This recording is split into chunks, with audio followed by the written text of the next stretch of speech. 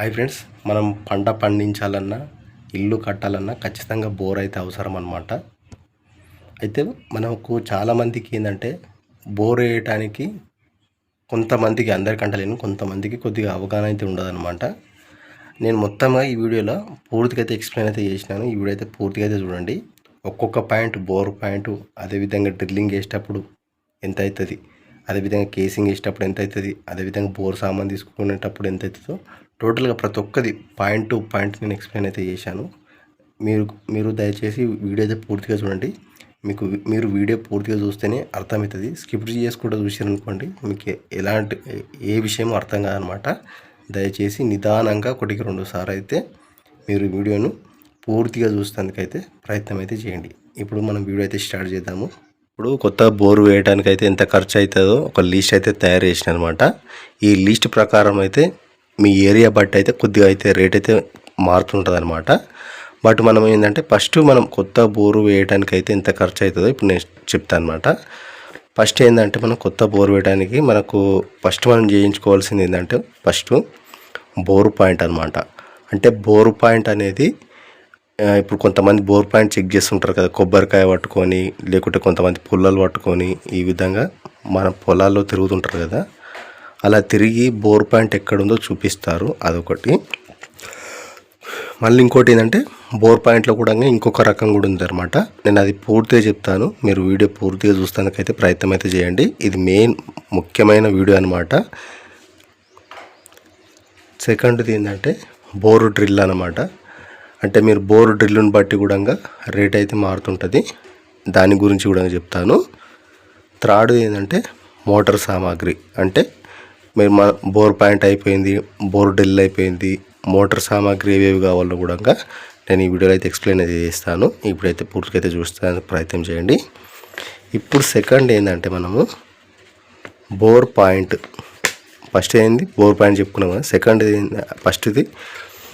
ఏంటంటే bore point గురించి చెప్పుకుందాం. ఎందుకంటే ఇందులో ఈ విలేజ్లో అయితే మనము కొబ్బరికాయ పట్టుకొని లేకుంటే పుల్లలు పట్టుకొని తిరుగుతుంటారు కదా, వాళ్ళకైతే మనం 2000 అయితే ఇవ్వాలన్నమాట ఒక పాయింట్కు. అంటే ఒక బోరు పాయింట్కు మనం 2000 అయితే ఇవ్వాల్సి ఉంటుంది అనమాట.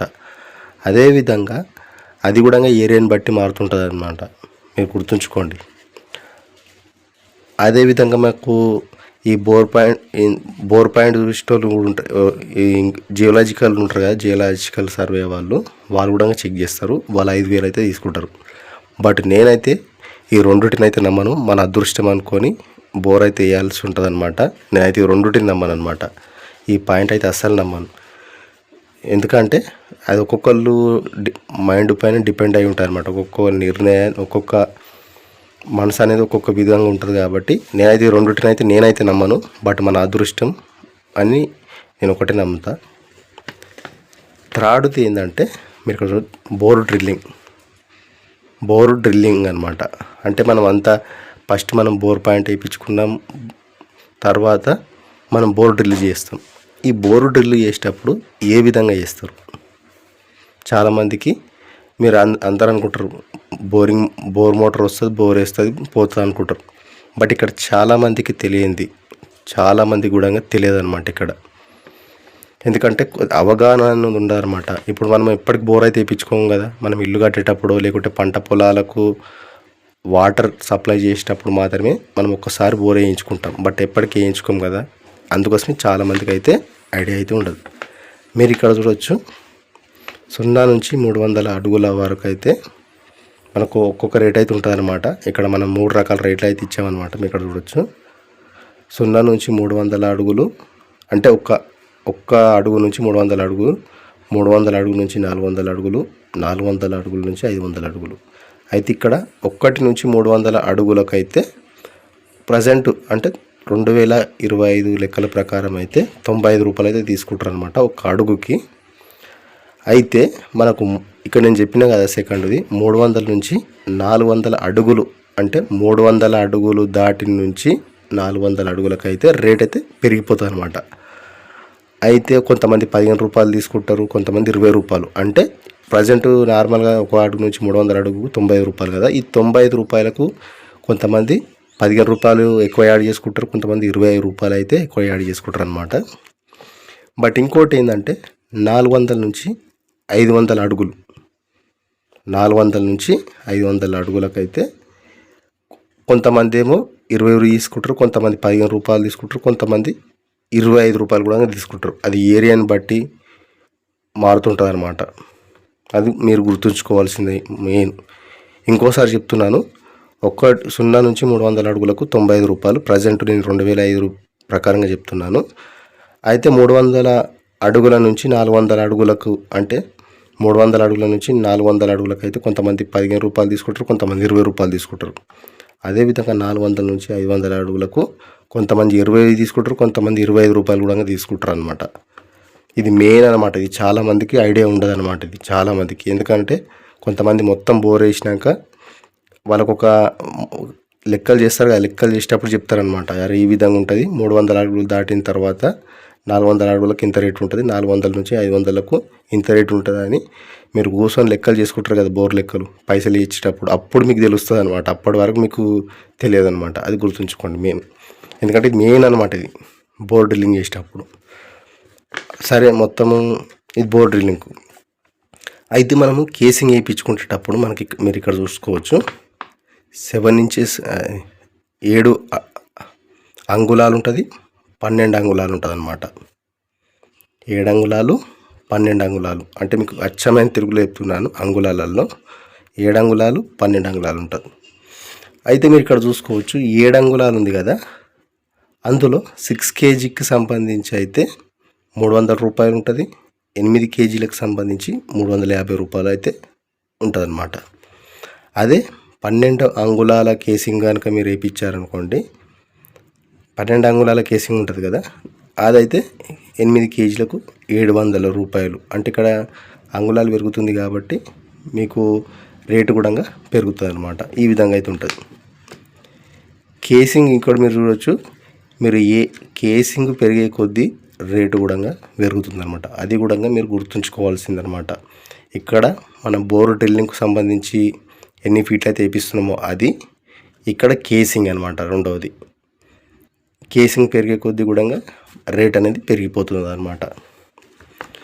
లాస్ట్ ఏంటంటే మనం అంతా ఏమైంది, ఇప్పుడు మనం బోర్ పాయింట్ వేయించుకున్నాం, బోర్ డ్రిల్ చేయించుకున్నాం. ఇప్పుడు మనం మోటార్ తేవాలి కదా, మనం మోటార్ తెచ్చి బోర్ ఫిట్ చేయాలి కదా. దానికి సంబంధించి కూడా నేను ఇప్పుడైతే ఎక్స్ప్లెయిన్ చేస్తాను. పూర్తిగా చూస్తానికైతే మీరు ప్రయత్నం చేయండి. మీరు ఇక్కడ చూడవచ్చు మోటార్ సామాగ్రి. మోటారు 3 HP మోటార్ ఉంటుంది, 5 HP మోటార్ ఉంటుంది, 7.5 HP మోటార్ ఉంటుంది. మీకు ఒక డౌట్ అయితే రావచ్చు ఇందులో, 3 HP మోటార్ వాడాలన్నా, 5 HP మోటార్ వాడాలన్నా, 7.5 HP మోటార్ వాడాలన్నా అనేది ఐడియా ఉంటుంది. అయితే దీనికి సంబంధించి నేను నెక్స్ట్ వీడియోలో క్లియర్ కట్గా వీడియో అయితే చేస్తాను. బట్ ఇక్కడ చూడొచ్చు. అయితే ఇందులో ఏదైనా మామూలుగా అయితే ఎక్కువ మంది చూసేది, ఇంటికాడ యూజ్ చేసేది అంటే 5 HP అయితే యూజ్ చేస్తారనమాట. 5 HP 3 HP ఇది మెయిన్. ఈ 7.5 HP అనేది మెయిన్గా ఏంటంటే మనం పంట పొలాల దగ్గర, మనం పండిస్తాం కదా, అక్కడ మనం 7.5 HP తీసుకుంటారు అనమాట. HP అంటే హార్స్ పవర్, అంటే హార్స్ అంటే గుర్రం, అంటే గుర్రం లాగా పవర్ అనమాట. ఇంకా దానికి సంబంధించి మనం తర్వాత చెప్పుకుందాము. మనం దీని గురించి అయితే తెలుసుకుందాం. ఇక్కడ చూడవచ్చు. తర్వాత ఏం తీసుకుంటాం, మనం మోటార్ తీసుకున్నాం. మీరు 3 HP తీసుకుంటారా, 5 HP తీసుకుంటారా, 7.5 HP తీసుకుంటారా, మీ ఇష్టం. కంట్రోల్ ప్యానల్ కావాలి, కంట్రోల్ ప్యానల్, దాన్ని స్టార్టర్ అంటారు కదా, ఆ బాక్స్ ఒకటి కావాలన్నమాట. తర్వాత ఏంటి, కేబుల్ వైర్. కేబుల్ వైర్లో 2 రకాలు ఉంటుంది. మళ్ళీ 2.5 స్క్వేర్ mm ఉంటుంది, 4.0. కేబుల్ వైర్ 2 రకాలు ఉంటాయని చెప్పుకున్నాం కదా. 2.5 స్క్వేర్ mm, 4.0 స్క్వేర్ mm ఉంటుంది కదా. ఏదైనా వాడుకోవచ్చు ఇందులో. మనము 4.0 స్క్వేర్ mm తీసుకుంటే స్టాండర్డ్గా ఉంటుంది, ఎక్కువ రోజులు ఉంటుంది, మంచిగా మనుగుతుంది అనమాట. తర్వాత ఏంటి, సర్వీస్ వైర్ అయితే కావాలి. మన మోటార్ నుంచి కంట్రోల్ ప్యానల్ వరకు సర్వీస్ వైర్ అయితే కావాలి కదా, అదనమాట. అదే సర్వీస్ వైర్ అంటే ఇదన్నమాట. మనము పోల్ నుంచి మన మోటార్కు సర్వీస్ వైర్ కావాలి కదా, అదన్నమాట. ఇంకోటి ఏంటంటే పైప్స్ అనేవి మామూలుగా వాడేటి GA పైప్స్ వాడతారు. మనము పంట పొలాల దగ్గర అదంతా కూడా పైప్స్ అయితే యూజ్ చేస్తారనమాట. 3 phase బోర్స్ అనమాట. వాటికి GA పైప్స్ అయితే వాడతారు. మనము మామూలుగా ఇంటి దగ్గర వేసుకునే బోర్లకు అయితే బ్లాక్ పైప్స్ ఉంటాయి కదా, వాటిని HDPE పైప్స్ అంటారు అనమాట. బ్లాక్ కలర్ ఉంటాయి ఇవి. మనం మామూలుగా ఇంటికాడ వాడతారనమాట. ఇంటికాడ మనం బోర్లు వేసుకునే వాళ్ళు వాడతారు. అదేవిధంగా ఎంఎస్ క్లాంప్ సెట్ అంటారు. ఇది బోర్ పైన మనం ఫిట్ చేయడానికి ఒక బోర్ ఉంటుంది కదా, అది లోపడుకోకుండా ఈ క్లాంప్స్ అనేవి చాలా బిగ్గుగా పట్టుకుంటాయి అనమాట. అదనమాట బోర్ కవర్. కొంతమంది బోర్ కవర్ వేయించుకుంటారు కదా, దానికనమాట. ఎన్ఆర్వి అనమాట. ఎన్ఆర్వి అంటే నాన్ రిటర్న్ వాల్ అనమాట. ఇది అనమాట. మనం మొత్తానికైతే ఏం చేసినాం, బోర్ పాయింట్ వేయించుకున్నాం, బోర్ డ్రిల్ వేయించుకున్నాం, మోటార్ సామాగ్రి తెచ్చినాం. ఇప్పుడు మోటార్ ఫిట్ చేయాలి. నెక్స్ట్ అయితే ఇప్పుడు అంత ఖర్చు ఎంత అవుతుందో మనం అయితే లెక్క అయితే చేద్దాం. ఫర్ ఎగ్జాంపుల్ మీరు 350 అడుగులు వేయించుకుంటారు అనుకోండి. అదేవిధంగా దానికి మోటార్ ఖర్చు ఎంత అవుతుందో ఇప్పుడు తెలుసుకుందాం. ఫర్ ఎగ్జాంపుల్ 350 అడుగులకు మాత్రమే నేను చెప్తున్నాను, మీరు ఇక్కడ గుర్తుంచుకోండి. మీరు ఎన్ని ఫీట్లను బట్టి అయితే మారుతుంటుంది అనమాట. పైప్ సైజు పెరుగుతుంది, వైర్ సైజు పెరుగుతుంటుంది. కాబట్టి మళ్ళీ మనం బోర్ వేసేటప్పుడు బోర్ ఖర్చు అంటే డ్రిల్ ఖర్చు పెరుగుతుంటుంది, కాబట్టి కేసింగ్ ఖర్చు కూడా పెరుగుతుంటుంది. కాబట్టి నేను అవన్నీ ఉంటాయి అన్నమాట. నేను ప్రజెంట్ 350 అడుగులకు చెప్తున్నాను అనమాట. 350 ఈజ్ ఈక్వల్ టు 300 ప్లస్ 50 అడుగులు. అయితే టోటల్గా ఎంత, 300 ఇంటూ 90 అంటే 300 అడుగులు ఇంటూ అడుగుకు 90 రూపాయలు అనమాట. అంటే టోటల్గా ఎంత అయింది, 28,500 అయింది. అయితే మీరు ఇక్కడ గుర్తుంచుకోండి, ఇక్కడ 50 ఉంది కదా, 50 ఇంటూ 105. అయితే మీరు ఇక్కడ గుర్తుంచుకోవాల్సింది ఏంటంటే, ఇప్పుడు ఎవ్రీ 100 ఫీట్స్కి అయితే 10 రూపాయల చొప్పున పెరుగుతుంది. ఎట్లా పెరుగుతుంది, నేను ఇంతకుముందు ఏం చెప్పినాడా మీకు గుర్తుంచుకోండి.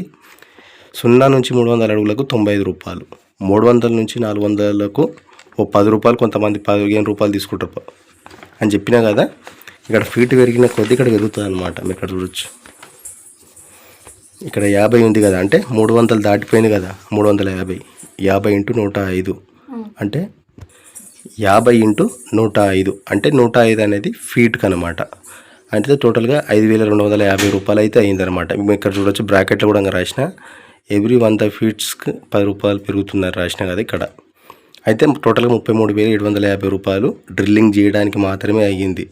అయితే మనం ఇంతకుముందు ఏం చేసుకున్నాం, బోర్ పాయింట్ కదా, బోర్ పాయింట్ ఓన్కి 2,000 ఇచ్చినాం. మీరు జిఎల్ఐ స్టోన్కి అయితే 5,000 ఇవ్వాల్సి ఉంటుంది అనమాట. ఫర్ ఎగ్జాంపుల్ మీరు బోర్ పాయింట్కు 2,000 ఇచ్చారు. కేసింగ్కు మళ్ళీ ఇలా కేసింగ్లో కూడా రకాలు ఉంటాయి. జంబో కేసింగ్ అని, జంబో కేసింగ్ 12 అంగుళాలు అయితే ఉంటుంది అనమాట అయితే దానికి 700 అవుతుంది అనమాట వేయడానికి. దానికి 8,400 కావాలి. నార్మల్ కేసింగ్ అయితే మామూలుగా అయితే ఇంట్లో వాడేటి నార్మల్ కేసింగ్ అనమాట. దానికి 7 అంగుళాలు అయితే ఉంటుంది.